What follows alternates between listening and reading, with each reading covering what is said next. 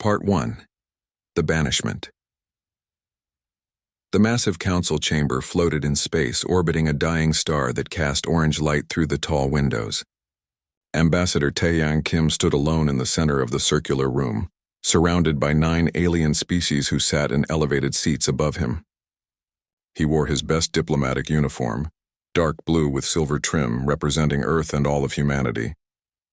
His hands were steady, but his heart pounded in his chest. 20 years. That was how long humans had worked to earn their place among the stars. 20 years of following every rule, completing every requirement, and proving they deserved to join the Galactic Council. Today was supposed to be the day Earth finally became a full member. The speaker, a creature called Vril, rose from the highest seat. Its body looked like a massive insect, with 6 legs and compound eyes that reflected light in strange patterns. When it spoke, the translation device in Taeyang's ear converted the clicking sounds into words he could understand. "We have reviewed Earth's application for full membership in the Galactic Council," Vril announced. "The Council has reached a decision." Taeyang took a deep breath. Behind him, his assistant Minji Park watched from the observation area. She gave him an encouraging nod. They had prepared for this moment for months. "The Council finds that humanity is unsuitable for membership," Vril continued. The words hit Taeyang like a physical blow. Furthermore, all humans must leave Council space within 6 standard months. "Any humans remaining after this deadline will be considered hostile invaders." The chamber fell silent. Taeyang could not believe what he was hearing. Not just rejected, but banished, thrown out completely. "May I ask why?" Taeyang managed to say, his voice barely steady. Another council member, a floating creature made of what looked like living crystal, spoke up. "Humans are too aggressive, too violent. Your species has known peace for less than a century. Most of us have known peace for 10,000 years. Your technology advances too quickly," added a third alien, something that resembled a walking tree. "You do not respect the proper pace of development. You push boundaries that should not be pushed. You refuse to accept guidance from species wiser and older than yourselves," said another. "You question our decisions. You challenge our authority." One by one, the council members listed their complaints. Humans expanded too fast. Humans asked too many questions. Humans wanted to change too many things. The message was clear. Earth did not fail because humans were too primitive. Earth failed because humans were becoming too advanced, too independent, too difficult to control. Vril raised one of its legs for silence. The vote was unanimous. "You have 6 months. After that, any human presence in council space will be met with military force." The meeting ended. No discussion, no appeal, no second chance. Taeyang and Minji walked back to their ship in silence. The diplomatic vessel, called Harmony, was small but comfortable. It would take them 3 weeks to return to Earth, 3 weeks to process what had just happened, 3 weeks to figure out how to tell 7 billion people that everything they had worked for was gone. On the second day of the journey home, Minji finally spoke about it. "They were afraid of us," she said quietly. She was reviewing the recordings of the council session on her tablet. "Did you notice? Every complaint they made was actually about their own fear." Taeyang nodded. He had been thinking the same thing. "We threatened their system. They have their hierarchy, their rules, their way of doing things. We did not fit into it. So they threw us out," Minji said bitterly. Taeyang contacted Earth's government using the ship's long-range communication system. President Do-hyun Choi's face appeared on the screen. The president looked tired. He had been awake for 20 hours waiting for news. "Tell me," Do-hyun said simply. Taeyang explained everything. The rejection, the banishment, the 6-month deadline. When he finished, he expected anger or despair. Instead, President Choi smiled. It was not a happy smile. It was the smile of someone who had just made a difficult decision. "Maybe this is good," Do-hyun said. "We spent 20 years trying to fit into their box, trying to be what they wanted us to be. Maybe it is time we stopped trying to join their club and started building our own." All across the galaxy, humans received the recall order. In 50 different star systems, people had to abandon their lives and return home. The deadline was tight. 6 months was not much time to pack up everything and leave. Captain Ji-won Lee commanded a mining operation in a distant asteroid field. She had 300 workers who had spent years building their base.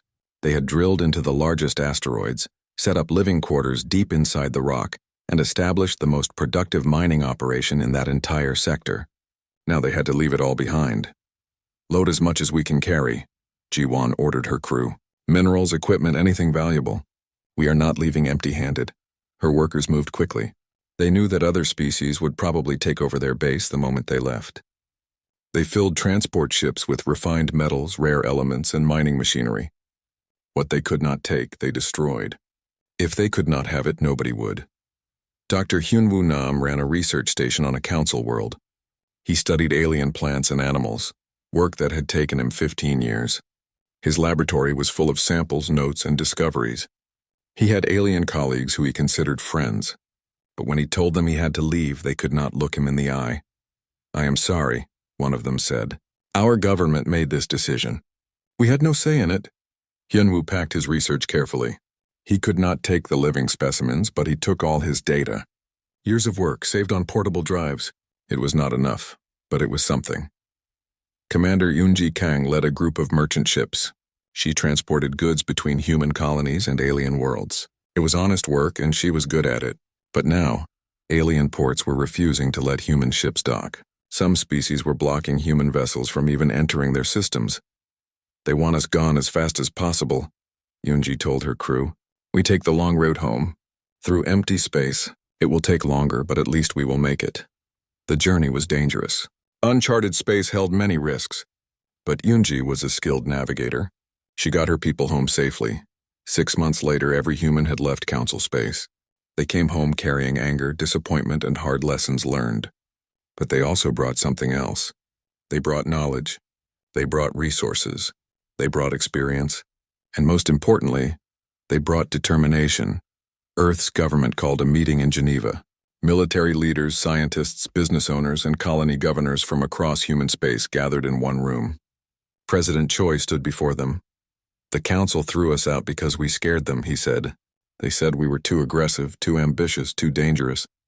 They were right to be afraid. Because now we are going to show them what humans can really do." The room erupted in applause. The banishment was supposed to be humanity's end. Instead, it became their beginning. Part 2. The Awakening. The conference room in Geneva was packed with people who would decide humanity's future. President Do-hyun Choi sat at the head of the long table, with advisors and leaders filling every seat. Outside the windows, Lake Geneva sparkled in the afternoon sun. It was a beautiful day, but nobody was looking at the view. Admiral Seojin Park stood at the front of the room, pointing to numbers on a large screen. He was a veteran of Earth's small conflicts and the head of humanity's space fleet. His gray hair and sharp eyes gave him an air of authority that commanded respect. "Our fleet has 200 ships," Seojin explained. "Most of them are transport vessels and science ships. We have maybe 30 true warships. Compare that to the Council. The smallest Council species has more than 1,000 military vessels. The largest has tens of thousands, so we cannot fight them," someone said from the back of the room. "I did not say that," Seojin replied with a slight smile. "I said we are outnumbered. That is different. Council species have not fought a real war in thousands of years. They have forgotten how. We have not. Our tactics are better. Our crews train harder. Our ships may be fewer, but we know how to use them." President Choi nodded. "What else do we have?" Dr. Young-Soo Han stood up next. He was a thin man with glasses who looked more like a teacher than someone who would change everything. He led Earth's Advanced Research Division, the group responsible for studying alien technology. "I have been studying alien tech for 15 years, Young-Soo began, and I discovered something interesting. Something the Council never told us. Most alien species stopped innovating about 2,000 years ago. They reached a certain level of technology and just stopped. They maintain what they have, but they do not create anything new." The room went silent. Everyone was listening carefully now. "Humans are different," Young-Soo continued. "We have made more advances in the last 20 years than most alien species made in the last 2,000. The Council did not banish us because we were primitive. They banished us because we were becoming too advanced. They saw us as a threat," someone laughed. It was not a happy laugh. "So they kicked us out before we could challenge them." "Exactly," Young-Soo said. "And now we are free from their restrictions. All those treaties that limited our research? Gone. All those rules about what technology we could develop? Gone. We can advance as fast as we want now." President Choi stood up. Then that is what we will do. I am announcing Project Phoenix. We will rebuild human civilization stronger than before. We will not try to fit into the council system anymore. We will build our own, he outlined the plan. New colonies would be established in empty space, far from council territory. The military would develop new weapons and ships without council restrictions. Scientists would push the boundaries of what was possible, and Earth would seek out new friends among the stars. Species who were tired of council control. Species who wanted something different. Captain Min Ho-yoon was chosen to lead the first colony expedition. He was young for such an important mission, only 35, but he had proven himself as an explorer. His ship, the New Dawn, would carry 5,000 colonists to a distant system that human scouts had discovered 2 years before. The system has 3 habitable planets, Min-ho told his crew during their departure briefing. Good resources, stable stars, and best of all, it is far from council space. We will build something new there, something that belongs only to us. The journey took 4 months. When they arrived, Min-ho stood on the bridge and looked at the 3 green and blue worlds through the view screen. They were beautiful, untouched, full of possibility. Start landing procedures, he ordered. We have work to do. While Min-ho was establishing the new colony, Commander Soo-hyun Kwon was working on something else. She led a team of military engineers and scientists who were designing new weapons. For 20 years, council treaties had banned humans from developing certain technologies. Weapons that were too destructive, ships that were too fast, defensive systems that were too effective. Now those restrictions were gone. We start with railguns, Soo-hyun told her team. Projectile weapons that use magnetic acceleration, simple, reliable, and they hit harder than anything the council uses. Most alien shields are designed to stop energy weapons. They are not prepared for solid projectiles moving at significant fractions of light speed. Her second-in-command, a young engineer named Ki-won, raised his hand. What about drone swarms? Small, cheap, disposable ships controlled by AI? Soo-hyun grinned. I was just getting to that. Council species hate AI, they are afraid of it, so they never developed autonomous weapons. We have no such fears. We will build swarms that can overwhelm enemy defenses through pure numbers. The team worked day and night. Within 6 months, they had prototypes. Within a year, production began. Dr. Ji Yeon-song led another important team. Her job was to take alien technology and make it better. The council had shared some of their tech with humans during the 20 years of probationary membership. Now Ji Yeon's team was reverse engineering everything they had learned. This is a council shield generator, Ji Yeon explained to her assistant while holding up a complex device. It is 2,000 years old in design. It works, but it is inefficient. Now watch this. She activated a human-modified version. The power consumption dropped by 30%, while the shield strength increased by 20%. We took their design and fixed its flaws, Ji Yeon said proudly. This is what we do. We learn from everyone, then we innovate. That is humanity's real strength. 8 months after the banishment, Captain Min-ho made first contact with a new alien species. His colony expedition had been exploring nearby systems when they detected signs of primitive space travel. Following the signals, they found a species called the Velek. The Velek looked like large seals with 4 flippers and intelligent eyes. They had just developed basic spacecraft and were excited to explore their home system. When Min-ho's ships appeared, the Velek were frightened at first. Then they were amazed. Min-ho opened communication channels immediately. Greetings from humanity, he transmitted. We come in peace and friendship. We would like to meet you, the Velek leader, whose name translated roughly as Swimmer of Stars, met with Min-ho on the New Dawn.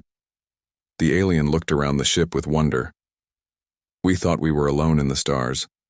Swimmer of Stars said through the translation device. Then you came. Are there others? Many others, Min-ho replied.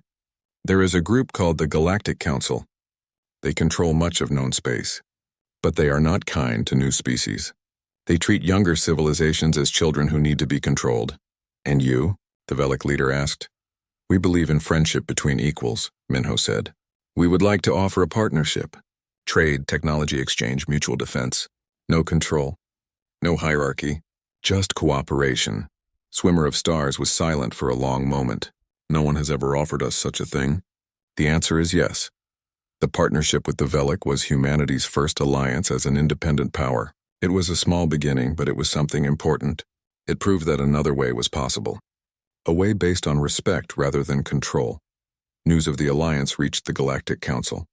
In their chamber, Vril and the other council members discussed this development. The humans are making friends, one council member observed. This could be a problem. They are just one species, another said dismissively. And the Velic are primitives. It means nothing. But Vril was not so sure. The speaker remembered how quickly humans had advanced during their 20 years of probationary membership. What would they do now without restrictions? Monitor them, Vril ordered. I want reports on all human activities. Something tells me this is only the beginning. Back on Earth, President Choi received the news about the Velic alliance with satisfaction. It was a small step, but it was in the right direction. Humanity was no longer trying to join someone else's system. They were building their own, and they were just getting started. Part 3. The expansion. 2 years had passed since the banishment, and humanity had transformed. Governor Jinseo Park stood on the observation deck of New Seoul, humanity's largest frontier colony, and watched construction ships building another residential tower. The colony now had 200,000 people, and more arrived every week. Jinseo had been one of the first colonists to arrive. Back then, New Seoul was just a few temporary shelters on a barren planet. Now it was a thriving city with parks, schools, factories, and spaceports. The planet's sky was purple during the day, which took some getting used to. But people said it was beautiful once you adjusted. Governor, we have another trade convoy arriving, his assistant informed him. This one is from the Velic. They are bringing raw materials and asking for manufacturing equipment in exchange. Jinseo smiled. Trade was booming. The frontier, as humans called this region of space, was dangerous territory. Uncharted systems, strange phenomena, and occasional pirate raids kept everyone on alert. But humans thrived on challenges. What other species saw as too risky, humans saw as opportunity. Approve the trade, Jinseo said, and invite their captain to dinner. I want to hear news from their homeworld. New Seoul had become more than just a colony. It was a symbol, proof that humanity could build something great without the Council's permission or guidance. Young people across human space dreamed of coming to the frontier to start new lives and make their fortunes. Meanwhile, Admiral Seojun Park was overseeing something equally impressive. The fleet expansion program was working better than anyone had hoped. New shipyards orbited Mars, Luna, and Titan, producing vessels that combined human innovation with modified alien technology. We started with 200 ships, Seojun told his officers during a fleet review. Now we have over 1,500. And these are not just transport vessels. These are proper warships designed for combat, built with the best technology we have. The new ships were sleeker and faster than anything the Council used. They had railguns that could punch through shields, missile systems that could strike from extreme range, and advanced sensors that gave them superior battlefield awareness. Most importantly, the crews were trained in aggressive tactics that Council species had abandoned long ago. The Council species fight wars like chess matches, Seojun explained. Slow, careful, predictable. We fight like wolves, fast, coordinated, overwhelming. If it ever comes to war, they will be surprised. But war was not the plan, not yet anyway. President Choi had made it clear that humanity's goal was to build, not destroy. Still, being strong enough to defend yourself was smart, and the galaxy was watching humanity's military buildup with growing concern. Something else was happening that worried the Council even more. Other species were approaching Earth with interest. Species that were tired of Council control, tired of being treated like children, tired of strict rules and limited opportunities. Ambassador Taeyang, now promoted to Foreign Secretary, met with representatives from 6 different alien species in Geneva. They came quietly, without telling the Council, because what they wanted to discuss was sensitive. The Council maintains peace, said a representative from a species that looked like floating jellyfish, but it is peace on their terms. We have no real voice in decisions. We exist to serve the interests of the larger powers. Another representative from a species of small furry creatures added, when we try to expand our territory, the Council stops us. When we want to develop new technology, the Council forbids it. We are treated as perpetual children who cannot be trusted. Taeyang listened carefully to each complaint. The stories were similar. The Council said it protected smaller species, but in reality, it controlled them. The smaller species existed as client states, dependent on Council approval for everything important. What if there was an alternative? Taeyang asked. What if there was a coalition of free species who worked together as equals? No hierarchy, no client states, just mutual respect and shared defense. The alien representatives looked at each other. Are you proposing we leave the council? I am proposing we offer a choice, Taeyang replied. Stay with the council if that works for you. But if you want something different, something better, then we can build it together. 3 months later, the Independent Alliance was officially formed. The founding members were humanity, the Velic, and 4 other species. They signed a charter that emphasized equality, voluntary cooperation, and mutual defense. Unlike the council, where the large species made all the decisions, every alliance member had an equal vote regardless of size or power. Diplomat Heian Cho was chosen to establish the alliance headquarters on New Seoul.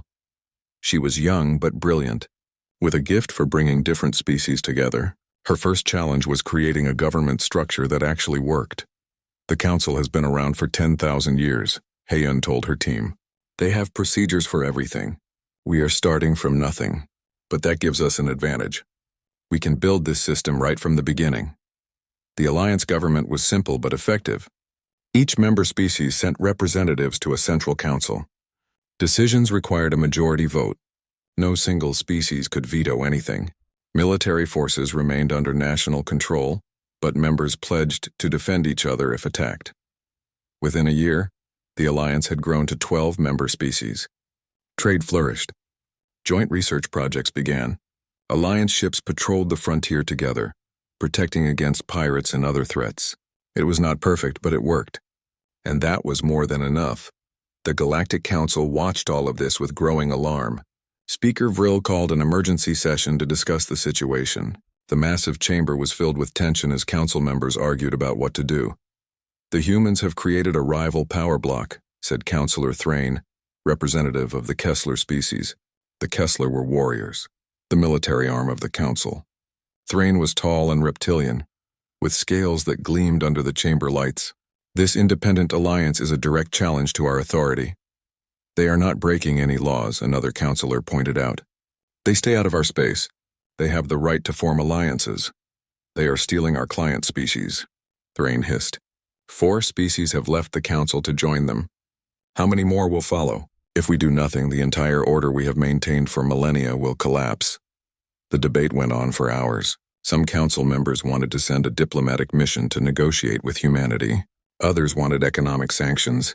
A few even suggested military action, though that was problematic since humans had not actually done anything illegal. Finally, Vril made a decision. We will not act openly. That would make us look weak or tyrannical.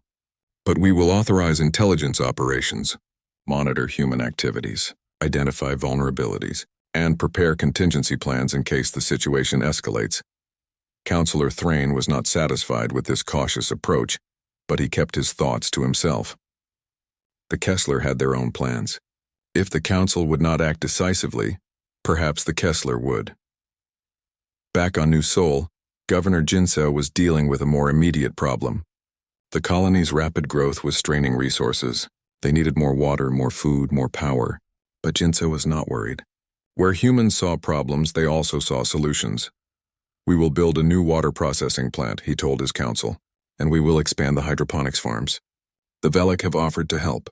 They have experience with water management on their homeworld. This was the strength of the alliance. Different species helping each other, sharing knowledge and resources. It was so simple, yet the council had never thought to do it this way. They preferred to maintain control rather than foster cooperation. As ships came and went from New Seoul's spaceport, carrying goods and people across the alliance, Jinseo felt a sense of pride. Humanity had been thrown out, rejected, told they were not good enough. Now they were building something better than what they had lost. The council said humans were too aggressive, too ambitious, too dangerous. Maybe they were right. But those qualities were not weaknesses. They were strengths. And humanity was just beginning to show what they could really do. Admiral Seo-jun reviewed fleet readiness reports and nodded with satisfaction. 1,500 ships and growing. Crews that trained constantly. New weapons that gave them an edge. If trouble came, humanity would be ready. He hoped it would not come to war. But if it did, The Council would learn that humans were not easy prey. They were wolves, and wolves did not back down. Part 4. The conflict captain, Yeben O, stood on the bridge of the exploration vessel Pathfinder, watching the sensor readings with excitement. After 3 months of surveying empty space, her crew had finally found something valuable. The system ahead contained a habitable planet and asteroid fields rich with rare elements. It was exactly the kind of discovery that could make everyone on her ship wealthy. All scans confirm, reported her science officer. The system is unclaimed. No beacons, no settlements, no territorial markers. It is completely empty. Yeben allowed herself a smile. Finding unclaimed systems was rare these days. Most of the galaxy had already been explored and claimed by someone. But this region of space, far from both Council territory and the Alliance frontier, was still mostly unknown. Send the data back to New Sol, Yeben ordered. Mark the system as a human discovery claim under galactic law. Then launch the survey drones. I want detailed scans of everything. The crew worked efficiently. Survey drones spread across the system, scanning planets and asteroids. Engineers began plotting locations for mining bases. Scientists studied the habitable planet's atmosphere and biology. Everything looked perfect. Too perfect, perhaps. 3 days later, Yeben was reviewing mining data when her tactical officer suddenly spoke up. Captain, we have incoming ships. Multiple vessels. They are not broadcasting friendly signals. Yeben's good mood vanished. Identify them. Kessler Empire, the tactical officer replied grimly. Military vessels. A full battle group. The Kessler were the Council's enforcers, the species that maintained order through military might. They were reptilian warriors who considered themselves superior to most other species, and they did not play nice. A communication request came through. Yeben accepted it. The face that appeared on screen was reptilian, with cold eyes and scales that gleamed like armor. It was a Kessler commander. Human vessel, the Kessler said without any greeting. You are in violation of Council security regulations. This system is now under Council protection. Leave immediately. Yeben kept her voice steady. This system is unclaimed neutral space. We discovered it first. Under galactic law, we have the right to be here, the Kessler commander hissed, showing sharp teeth. You humans think you know galactic law? You were banished from civilized space. You have no rights here. Leave now or we will remove you by force. Yeben looked at her crew. They were explorers, not soldiers. The Pathfinder had some weapons for defense against pirates, but nothing that could stand against a Kessler battle group. She had to think fast. We are not leaving, Yeben said firmly. This is neutral space and we claim it legally. If you attack us without cause, you will be violating the same laws the Council claims to uphold. Your laws do not apply to you anymore, the Kessler replied. You have 1 hour to leave. The communication ended. Yeben immediately sent an emergency message to Alliance Command, broadcasting on all channels. If the Kessler were going to attack, everyone would know about it. The hour passed in tense silence. Yeben refused to move her ship. She knew that backing down now would set a dangerous precedent. If humans ran away every time the Council threatened them, they would never be taken seriously. When the hour ended, the Kessler fleet opened fire without warning. The Pathfinder's shields held for maybe 10 seconds before collapsing. Then the railguns and missiles tore through the hull. Yeben had time to think one last thought before the explosion consumed her ship. At least everyone would know what happened. The Pathfinder's emergency broadcast had been picked up by dozens of ships, both human and alien.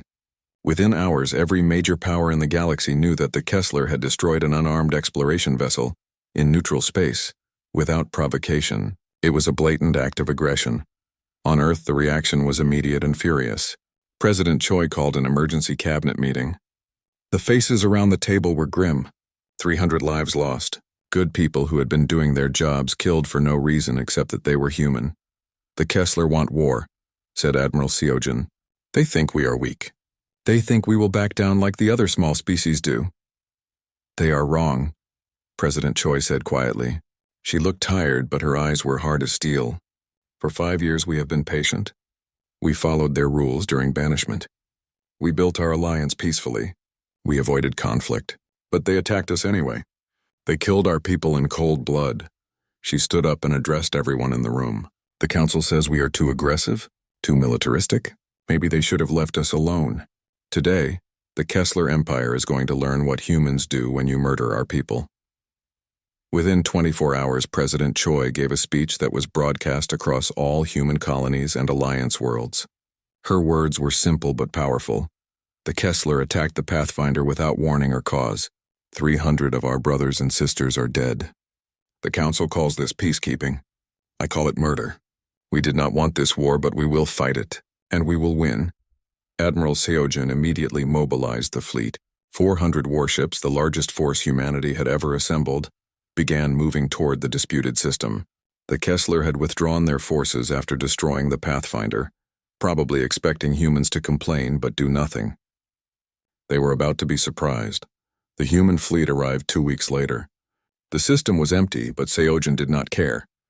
He claimed the system formally, established a military outpost, and left a squadron of ships to defend it. The message was clear. Humanity would not be intimidated. Attack us and we respond with force. The Kessler Empire was outraged. No client species had ever stood up to them like this. Counselor Thrain convinced the Kessler government that humans needed to be taught a lesson. If they did not crush humanity now, other species might get similar ideas about resisting council authority. The Kessler launched their response 3 weeks later. A massive fleet, over 200 ships, jumped into New Sol's system. Their target was clear. They would destroy humanity's frontier capital, kill thousands, and break the Alliance's will to resist. Governor Jinseo was in his office when the alarm started. "Kessler fleet incoming," his assistant shouted. "They are attacking." The orbital defenses opened fire immediately, but there were too many enemy ships. Kessler missiles rained down on the colony. Explosions ripped through residential areas, factories, and spaceports. The purple sky turned black with smoke. Jinseo coordinated the evacuation efforts from the emergency command center deep underground. "Get everyone to the shelters. Focus on saving lives." But even as he gave orders, he knew the damage would be terrible. The attack lasted 6 hours. By the time the Kessler fleet withdrew, 30,000 people were dead. Entire districts of the city were destroyed. The spaceport was rubble. New Sol, the symbol of humanity's frontier success, was burning. But the Kessler had made a critical mistake. They thought the attack would break humanity's spirit. Instead, it unleashed something they were not prepared for: pure human rage. General Taejun Ryu had been waiting for this moment. He commanded the Alliance military response, and he had planned for every contingency. Within 48 hours of the New Sol attack, human and Alliance fleets struck 6 Kessler military installations simultaneously. The attacks were brutal and precise. Human railguns punched through Kessler shields like they were paper. Drone swarms overwhelmed their point defenses. Cyber warfare teams hacked into Kessler command networks, causing confusion and communication breakdowns. The Kessler, who had not fought a real war in centuries, were completely unprepared for human tactics. "We hit them hard and fast," Taejun told his commanders. "We do not give them time to adapt. Every time they try to regroup, we hit them again. We make them afraid." It worked.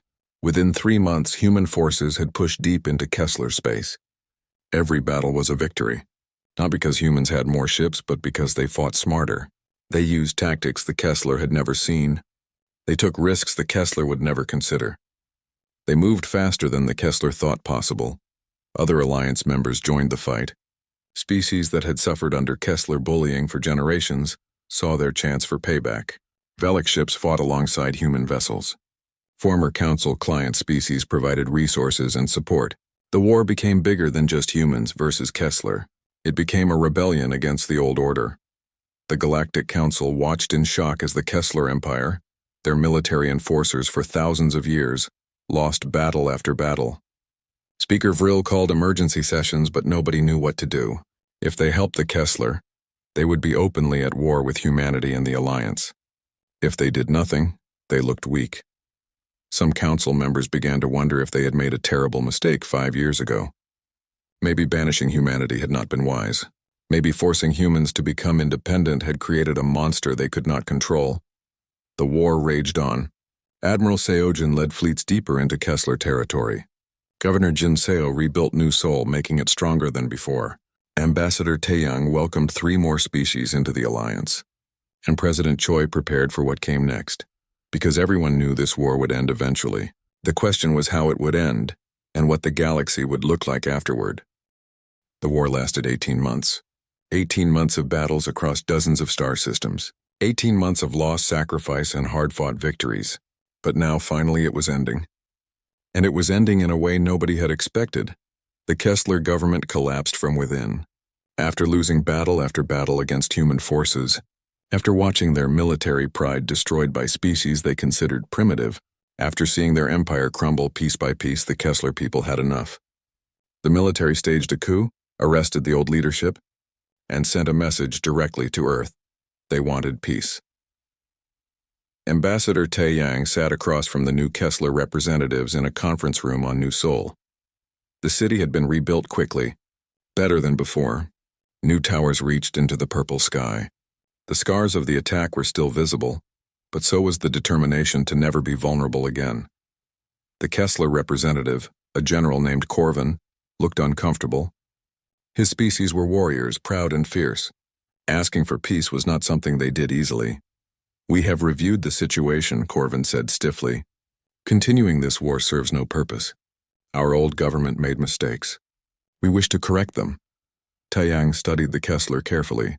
He had learned over the years that reading alien body language was an important skill. Corvin seemed genuine but also ashamed. Good. Shame might lead to actual change. "What exactly are you proposing?" Taeyang asked. "Peace terms," Corvin replied. "An end to hostilities. Recognition of the current borders. A non-aggression pact between our peoples." Taeyang leaned back in his chair.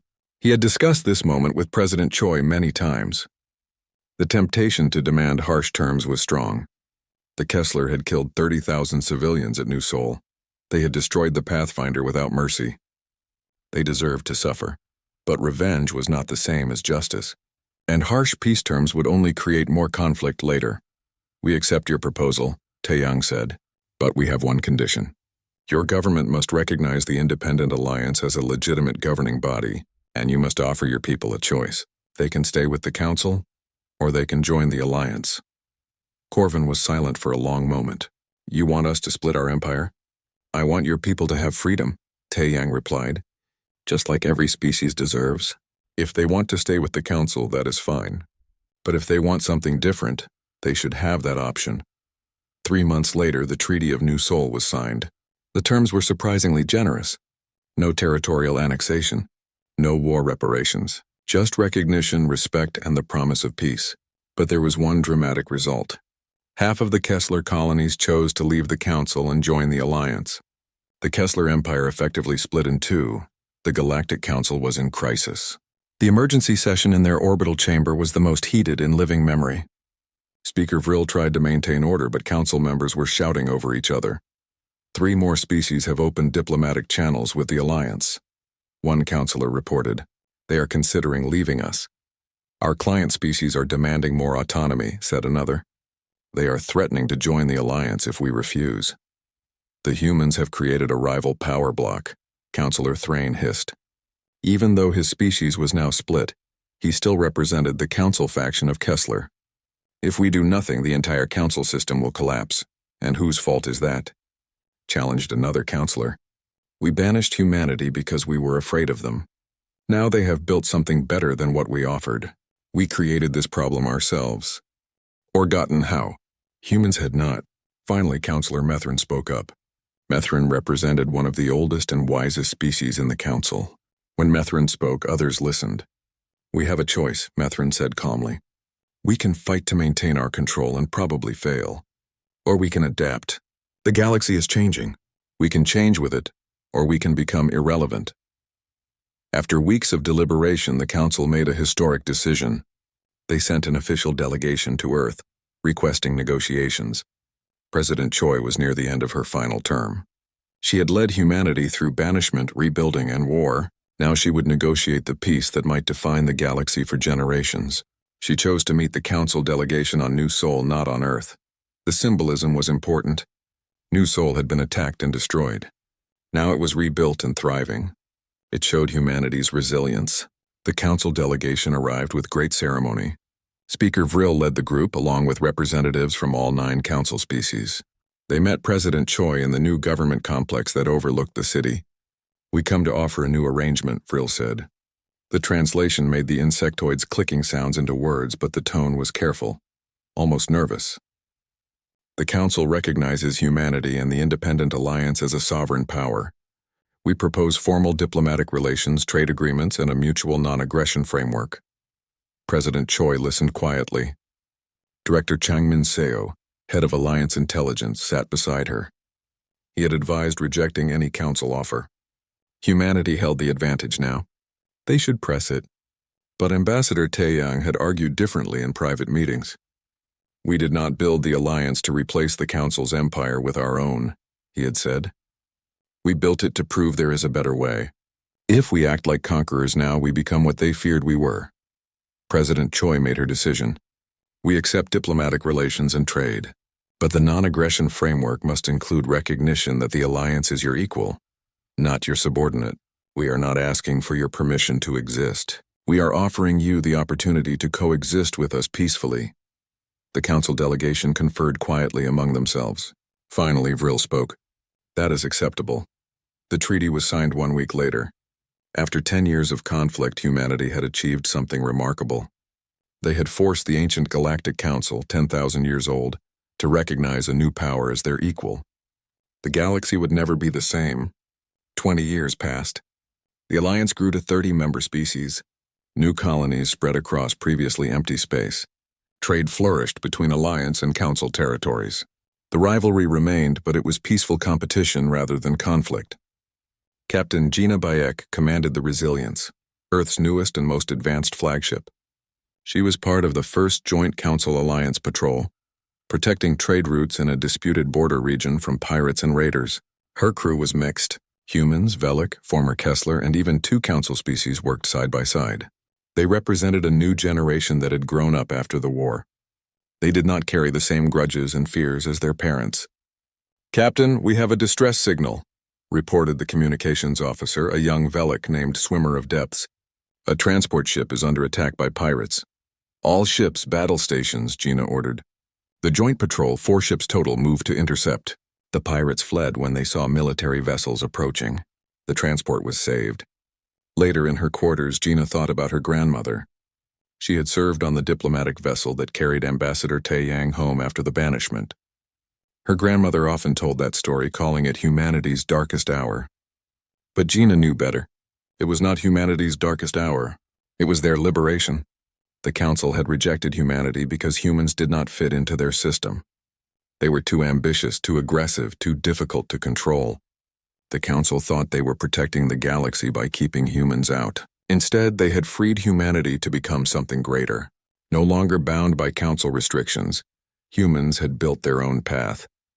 They had proven that another way was possible. A way based on equality rather than hierarchy. A way based on cooperation rather than control. A way that respected all species regardless of their age or power. Earth did not become part of someone else's empire. They built their own, not through conquest but through offering something better: freedom, respect, the right to determine your own destiny. The Council maintained their power in their territory. The Alliance grew in theirs. Sometimes they competed. Sometimes they cooperated. But they coexisted as equals, and that was what mattered. Gina looked out at the stars through her cabin window. Somewhere out there, human explorers were discovering new systems. Human scientists were making new breakthroughs. Human diplomats were forging new friendships. And human families were building new lives on dozens of worlds. The Council had called humans dangerous. They were right. Humans were dangerous to old systems that refused to change, dangerous to hierarchies that treated species as superior and inferior, dangerous to empires built on control rather than consent. But to those who wanted freedom, who wanted respect, who wanted a chance to determine their own future, humans were not dangerous. They were hope. The galaxy was vast. There was room for everyone. The Council could keep their ancient systems. The Alliance would build something new, and maybe, eventually, both sides would learn from each other. That was the real victory. Not military conquest, not territorial expansion, but proving that change was possible. That the old ways were not the only ways. That even a species banished and rejected could rise up and build something worth building. As the Resilience continued its patrol, Gina smiled. Her grandmother's generation had been thrown out of the council. Her parents' generation had fought a war. Her generation got to live in the peace they had built. It had been a long journey from banishment to empire, but humanity had made it, and they had done it their way. The stars stretched endlessly ahead, full of possibility, and humanity, once rejected and alone, now had friends beside them as they explored those stars together. The council had wanted to keep humans out of their club, so humans built their own club, a better club, one where everyone was welcome, everyone had a voice, and everyone had a chance. That was humanity's real gift to the galaxy. Not weapons, not ships, not technology, but the simple revolutionary idea that all species deserved respect, freedom, and the right to determine their own destiny. And that idea would echo across the stars for generations to come.